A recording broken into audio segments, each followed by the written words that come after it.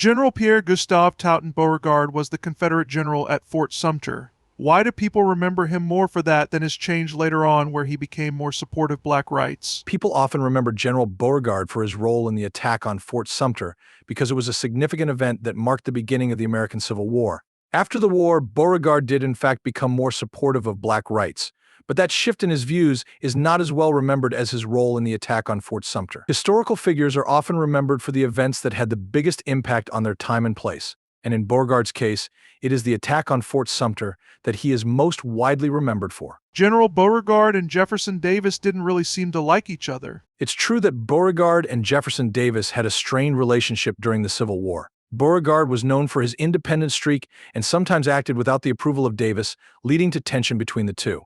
Additionally, Beauregard's military victories caused jealousy among other Confederate leaders, including Davis. Despite these disagreements, Beauregard remained a respected figure in the Confederacy and continued to serve in various capacities throughout the war. Was General Beauregard against slavery? It is not accurate to say that General PGT Beauregard was against slavery. In fact, he was a slave owner himself and fought for the Confederacy in the Civil War, which was largely motivated by the defense of slavery. After the war, he was critical of the Reconstruction policies that aimed to abolish slavery and enforce equality for Black Americans, and he was a vocal proponent of the lost cause myth, which portrayed the Confederacy and its leaders as heroic in spite of their support for slavery. He did support blacks getting the vote. It is true that General Beauregard, who was a Confederate general during the American Civil War, later supported granting black people the right to vote. After the war, Beauregard became involved in politics and advocated for the granting of voting rights to black citizens in order to help rebuild the South. This was a somewhat controversial stance at the time, as many white Southerners opposed granting any political rights to the former slaves. Despite his support for black suffrage, however, it is important to note that Beauregard was also a strong advocate of segregation,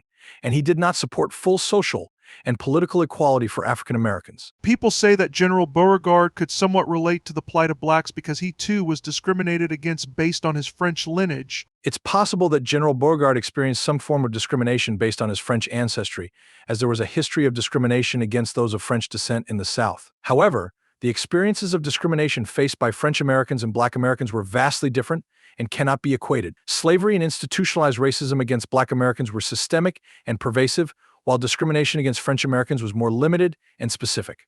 Not saying they were the same, but saying more so that General PGT Beauregard could emphasize a bit with blacks, at least more so than many of his peers, because he could relate to bigotry. It is possible that General Beauregard could relate to some aspects of bigotry faced by African Americans, given that he faced discrimination based on his French heritage. However, it's important to note that the experiences of French Creoles in the South were very different from those of African Americans, and that the systemic oppression faced by enslaved and later freed black people was far more severe and institutionalized than any bigotry faced by French Creoles. Nevertheless, it's possible that General Beauregard's experiences with discrimination informed his later views on black rights.